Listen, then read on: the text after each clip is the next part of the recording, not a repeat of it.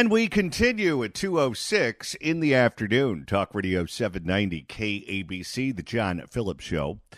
Mr. Randy Wags in Culver City. Alan writes in at johnnydon'tlikeshow@gmail.com and says, John, firing the fake doctor is only the tip of the iceberg. 1, fire the fake doctor. 2, fire the fake governor. 3, fire the fake mayor. 4, stop payment on the fake train to nowhere. 5, fire the fake DWP CEO who's making $750,000 a year. 6, hire a forensic accountant who will identify where all the money for the homeless was wasted. 7, fire the Coastal Commission. 8, hire a special master who will monitor all the money and report to the people. 8, he did 8 twice. Give my money directly to the people who need it, not to the losers in city government. And 9, allow homeowners to hire who they want to help them build their home and not union. Any licensed contractor will do.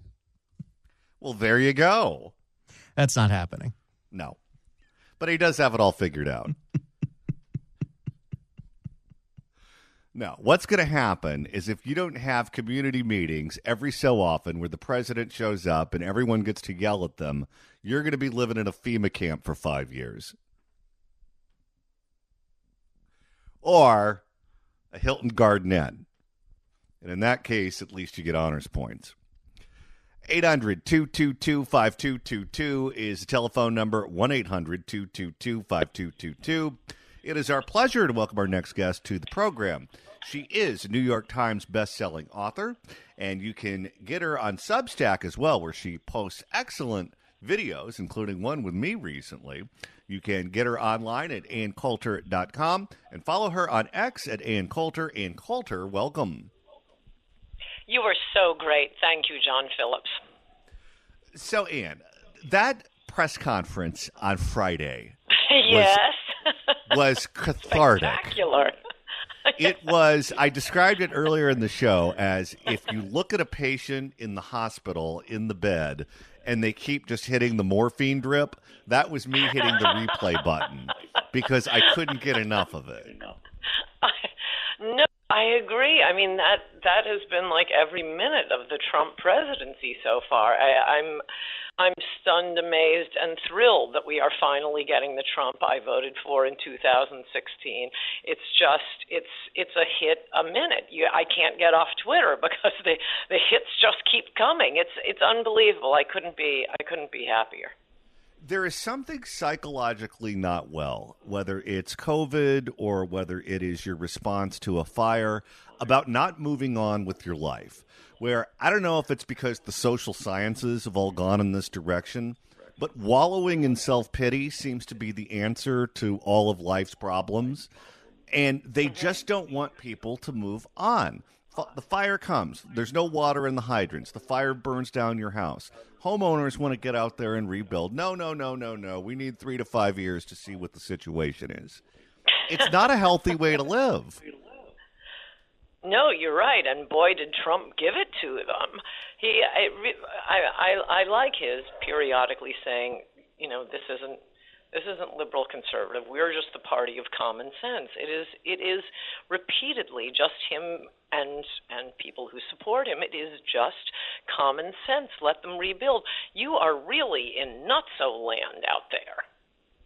Well, and the other thing is this. He is the big-time federal official. He is at the top of the food chain. This guy is the tippy top of the pyramid.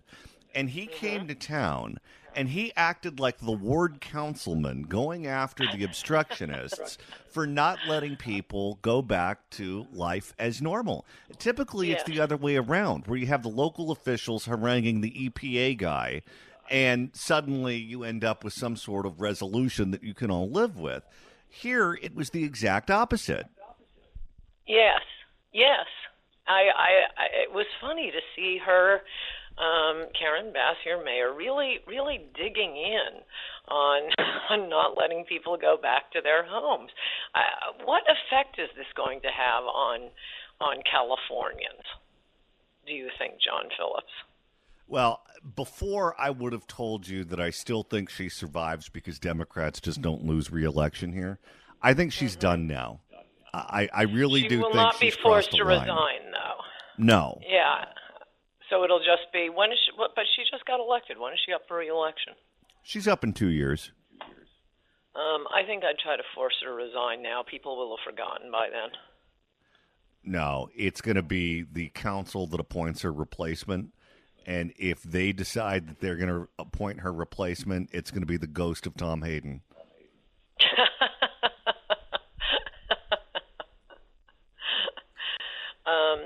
So do you think this wakes up any liberals, or are they just going to blame it all on global warming? Well, I think the ones whose homes burned down are furious because global warming didn't empty the reservoir and not tell the fire department. Global warming did not accidentally text message every person in the county and tell them to evacuate because the fire is a-coming. Global warming didn't cut the fire department's budget and then lie about it. Well, I see that, and you see that, John Phillips, but we're talking about liberals, and they haven't noticed these things until now. I really wonder about that. I do think they're going to stay and rebuild contrary to many expectations because, you know, you hear about, I mean, maybe this is an obvious point, and everybody said it. You're out in California, but you know the $20 million homes in Pacific Palisades. I mean, I'm sure they're very lovely homes, but you move that home to, I don't know, Newark, New Jersey, or some backwoods town, you know, in the Ozarks. It's not going to be a $20 million house anymore. A lot of the value of the house is the location, and they still own the location. I mean, it's horrible that they lost their possessions and photographs and family heirlooms, and so on and so forth. But there's no reason not to be able to rebuild other than California regulations that are going to make their lives hell over the next several years. We had listeners whose homes burned down in the fire, and they were told it would be between 3 and 5 years.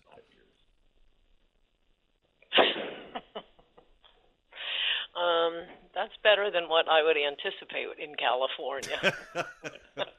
All right, let's shift gears here and talk about what happened between Donald Trump and the president of Colombia this weekend, where Donald Trump said the moment he was elected, the deportations were going to start, and he was going to start filling planes. He was true to his word. 2 planes were supposed to go to Colombia to deport primarily criminal aliens back to Colombia. The Colombian government said they wouldn't let the planes land. They wanted to send them back.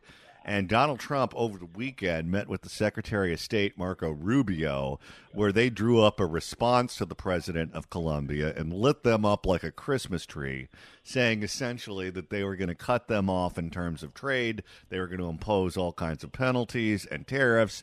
And then Colombia folded almost immediately. What is your take on that whole exchange? It was absolutely magnificent, and I mean, obviously, this is where I have to recommend to your listeners. It's really fun to listen to liberal media on radio or TV or even online, because to watch them hysterically denounce Trump and this is never going to happen, and Colombia won't take them, and then suddenly, immediately, Colombia has capitulated. It's been a fun thing to watch. Oh, and now they're saying, yeah, well, that's even worse that they've capitulated. I forget what the reason is. No, that was really something. He also, I liked the part where any high officials of these countries would not be able to travel here. So it's not just the trade to your businessmen, but you personally, leaders of Colombia, will not be able to come to America. Well, and the position that Colombia took was totally outrageous. I don't know how anyone could defend what they did, even if you are as far to the left as possible, and keep a straight face. Imagine if Thailand said, a bunch of American child molesters moved here to have sex with children. We caught them. We have them in our custody. We're going to send them back to you. And us saying, oh, no, thank you. Go ahead and keep them. We don't want any part of that kind. Yes, this has been going on for years, and liberals have the audacity to turn around and say how cruel and unfair it was of Trump to say they're not sending their best. Well, oh no, it is their best. They just won't take them back. Now, we're going to leave the rapists with you. We're going to leave the murderers with you. And it is outrageous that our country has been putting up with it for so many years. This was one of the things Donald Trump ran on in 2016. I'm glad it only took 8 years, but he's finally keeping these promises. What do you make of their decision to allow cameras to go with ICE agents when they collect these people and send them back to their country of origin? Tom Homan is going on some of the stings, and I think it was Dr. Phil or Dr. Oz, one of the doctors, was invited to come along on the sting operation. And it's like watching an episode of Cops, to watch them go in and find these people and throw them in the back of the black and white and send them to the airport. Yes. Not only am I, and I think you and most sane people are genuinely enjoying this, but, I think I was discussing this, having a little argument with, I think it was Heather McDonald on my Substack, who was very worried about the media being able to create these sob stories and, the children. We always lose, when the media gets a hold of these stories and how they portray things. But something I've noticed for years consuming the liberal media, they don't show us a lot of the illegal aliens. They've tried in the past. They put them on, but they're not attractive people, John. They're very unattractive, and I think most Americans aren't going to see these gigantic, fat, ugly people being bossy and rude and demanding to stay in a country they have busted into. I don't think they're going to be that sympathetic. Well, there was one exchange, the one that probably went the most viral, about a guy who had a rap sheet, and I don't have the rap sheet in front of me, but everything that like you can think of was on there. Yes. And he was refusing. I'm not going back to Haiti. I'm not going. And he cursed Donald Trump, and he talked about how wonderful Joe Biden was to him and how Obama was the greatest thing to ever happen. And I'm not going back to Haiti. You can't send me back to Haiti. Cut to Tom Homan on one of the cable news chat shows. Oh, he's going back to Haiti. And I thought to myself, this is more persuasive than any ad that any political consultant can come up with, because it pretty much explains the subject in one 30-second clip.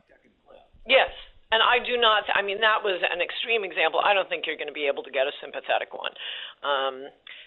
We can also cut to all of the celebrities talking about when Trump allegedly, and oh my gosh, I hope it's true, but it was a hearsay remark that he asked, in that Oval Office meeting, why are we taking people from all these countries? Oh, can't use that word. Oh, sorry. Catch that, Randy. The president said it. That's anyway, a good point. Like Haiti, and suddenly, remember, Conan O'Brien went on vacation in Haiti to say, oh, it's so beautiful, and a whole slew of celebrities started talking about how fabulous Haiti was, and now we have Haitians screaming, no, I will never go back. You're not sending me back to that wonderful place. Well, and then when the celebrities threatened to leave the country after the election, when they were upset that Donald Trump won, you notice of the celebrities that have actually left the country, they go to England and they go to Canada and they go to all of those countries. The whitest countries in the world. Not one of them said, I'm going to Haiti. Right, or any of these countries that they love bringing in immigrants from. None of them. No, they go to very, very white Western European countries. So why can't we get immigrants like that? Apparently they want to live there. We want to live in places like that too. What do you think happens to public opinion on this? Because you know exactly what you described is going to happen. The newspapers are going to try to paint him as an ogre for sending these people out. Oh, yeah, they had a rap sheet a mile long, but they were getting their life together. They were a pillar of the community. And now the father of the children of this particular family has been sent to a different country, and now the provider is gone, and now the family has to figure out how to make ends meet. You know the violins are going to come out. What do you think happens? I think it's not going to work. I really don't. I've been following this issue for a while, and the cases that are allegedly so sympathetic. I mean, the media lie. We have to expose their lies about these cases. I remember this from when I worked on the Senate Judiciary Committee and was tightening up the rules on criminal immigrants back then. And the New York Times would describe some illegal who, he stole a slice of pizza. And, the slightest amount of investigation, you'd find out, that's after, he raped an 11-year-old. Then he stole the slice of pizza. They are not sympathetic stories. And I would say to any Americans, I'm glad they have the body cameras on.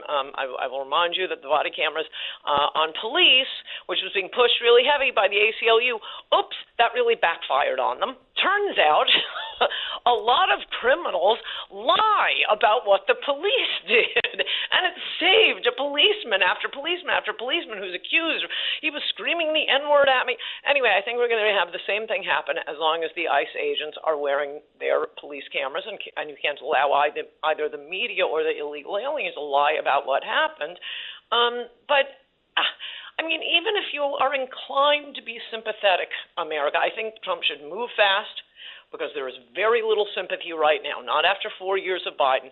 Do it fast. Don't drag it out like the Iraq War, the Afghanistan War. Move in, get them out, build the wall. And I would say to Americans, look, these aren't people who already live here. We have no obligation to them. We have an obligation to the people who live here. Obviously, any country's immigration policy ought to be to get people, the best people we can get, not the ones that are the same as us, certainly not the ones who are worse than us.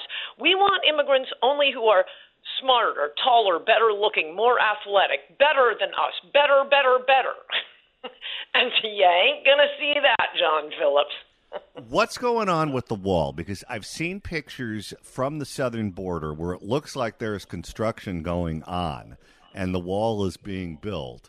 But we know that can sometimes, those pictures can be deceptive. You follow that pretty closely. Is there actually construction going on right now on the southern border? I think none. I'm glad you mentioned this because I was planning on starting my daily border wall updates on Twitter the day after Trump took office. But he's been such a flurry of activity. I've decided to give him a break, and I think I'm going to wait a month until I start demanding action on the wall.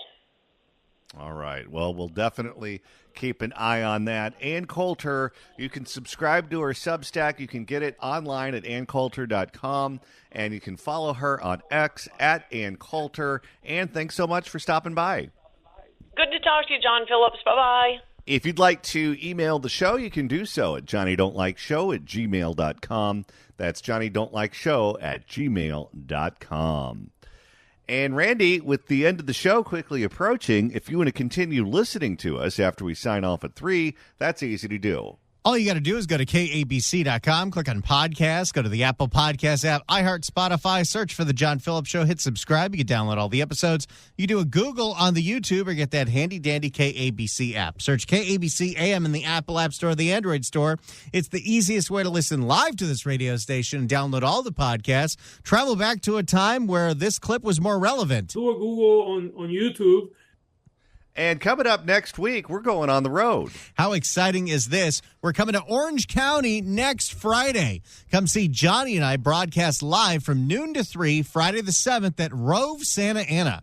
Rove Santa Ana is a full-service EV charging station with 40 fast Ultra EV chargers, a 24/7 lounge with restrooms and free Wi-Fi, a car wash, and a premium convenience store. Recharge by Gelson's.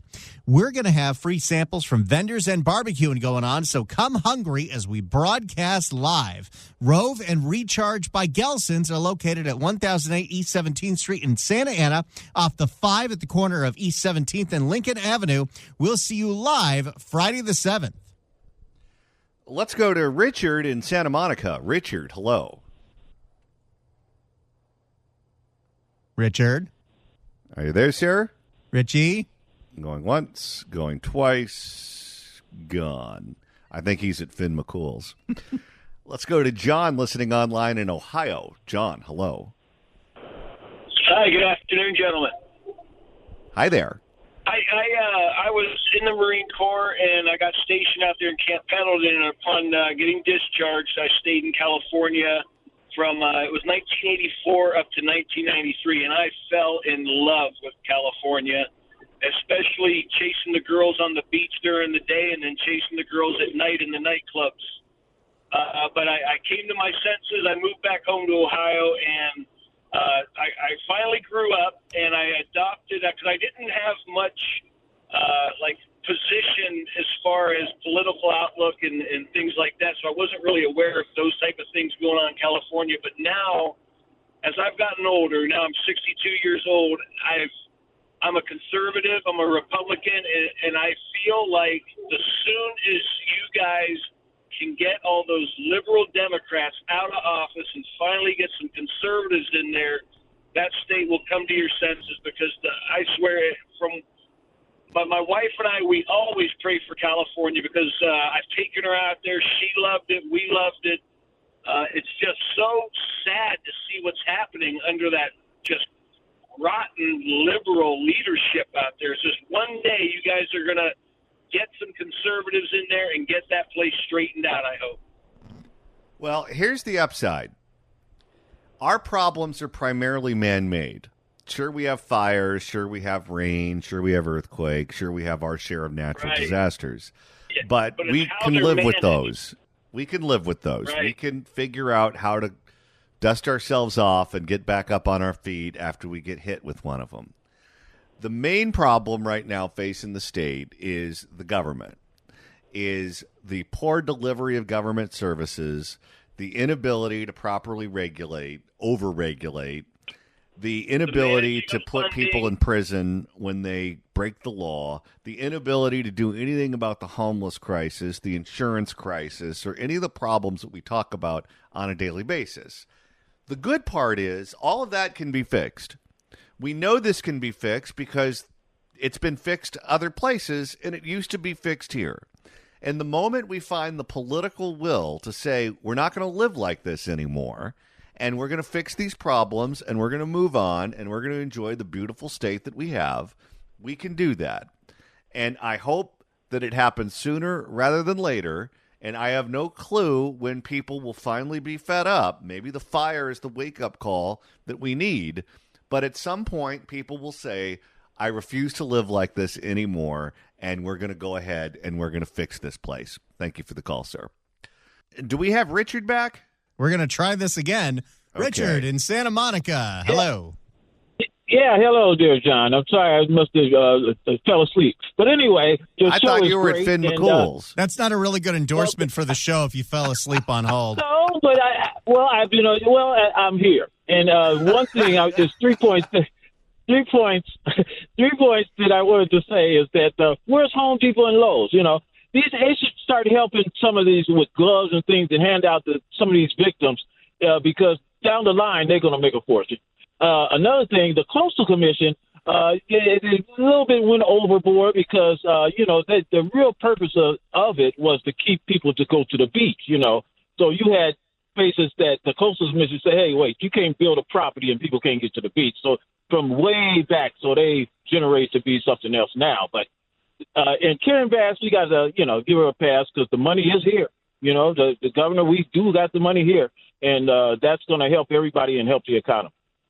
Now, it is being reported that people who live in the Palisades have to park their cars in Santa Monica, and they have to be given an escort to go back up to their homes. Are you seeing any evidence of that?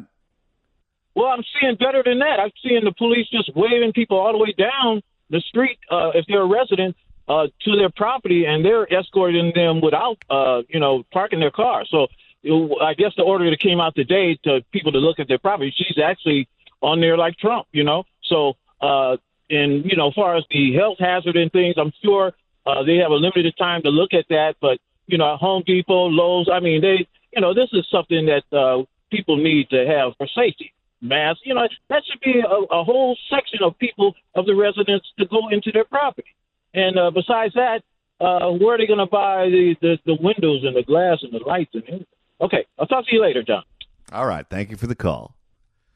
My guess is from Jeff Bezos, like everything else. You see, this is where the government does itself no favors. I was at Starbucks today. I was getting my car serviced. And, of course, it's supposed to take 2 hours. It takes 3. I go to Starbucks. I set up shop there. And they have the Prop 65 warning up. Coffee could give you cancer. And I'm looking at that, and you see it all over the place. They have to post it. It's part of that particular proposition. How often do you watch these morning shows? You watch a Today Show, you watch Good Morning America, locally you watch Good Day LA, whatever it is. And one day they say coffee is great for you.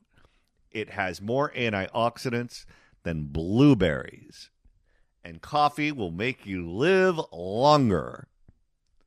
And then you wake up the next morning, you turn it on. Coffee's going to give you cancer. And not just regular cancer, turbo cancer.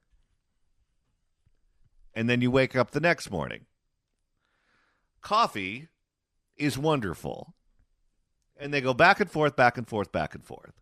I don't know if coffee's good for you. I don't know if coffee's bad for you. My guess is for most of us, it doesn't really have that big of an impact. It may make you less of an a-hole in the morning. And if it does that, I think we all win. But as far as giving you cancer, I've seen no particular evidence of that in my day-to-day life. I'm sure they have some study where some lab mice was given cancer from coffee. Well, guess what? What does a mouse weigh? Practically nothing, right? You fill up lab mice with anything, you're going to give it cancer. Too much avian, cancer. Too much sunlight, cancer. You put it in front of the television, and you put reruns of the Oprah Winfrey Show on. Cancer. So I don't know what you can learn from that. But when you tell people that their morning coffee is going to give them cancer, and then they say, oh no, we can't let you go clean up what once was your home because the ashes might give you cancer, people just tune you out and they say, I need to get my home back.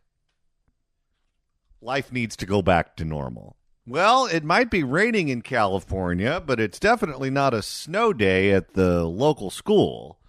But school is certainly out in one part of California. John, there's a reason they call Vallejo the Oakland of Solano County. Our target was set on fire.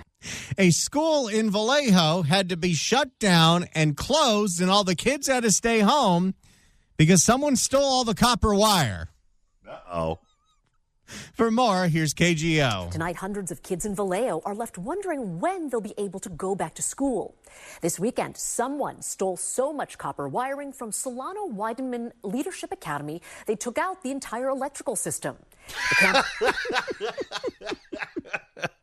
Teaching by candlelight. Uh-oh. The campus is closed until the district can make repairs.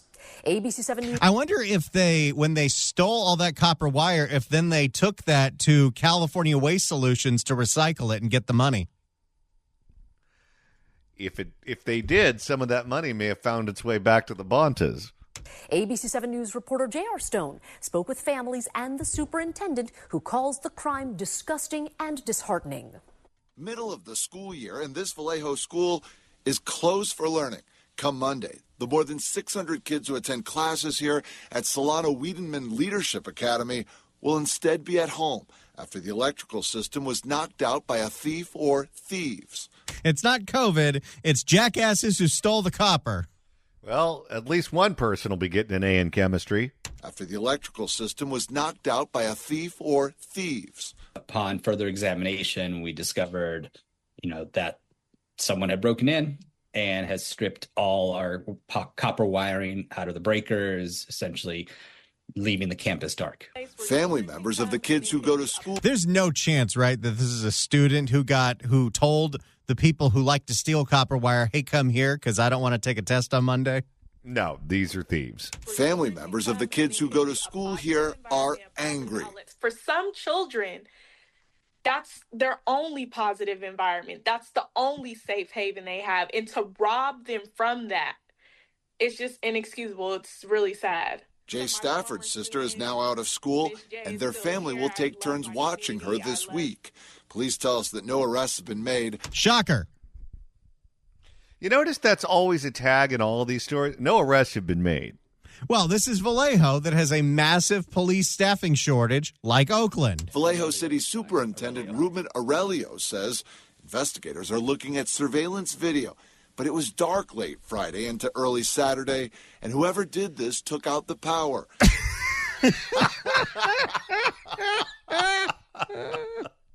Parents were told that a fix would likely take a week. Aurelio says it could actually be a couple days or a couple weeks.